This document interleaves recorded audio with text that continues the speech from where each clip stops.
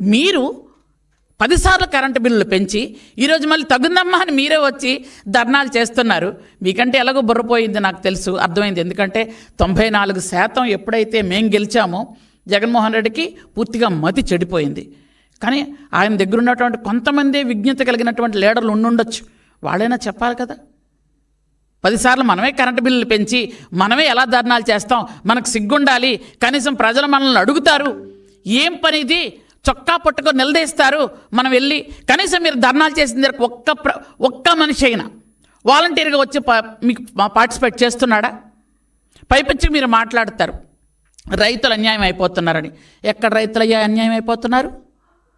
చంద్రబాబు నాయుడు గారి పరిపాలనలో రైతులకి ధాన్యం కొనుగోలు కేంద్రంలో ఇచ్చినటువంటి రైతుకి 3 గంటల్లో కూడా డబ్బులు పడిన రైతులు ఉన్నారు. వీళ్ళు అడగండి కావాలంటే, మీకు ధైర్యం ఉంటే.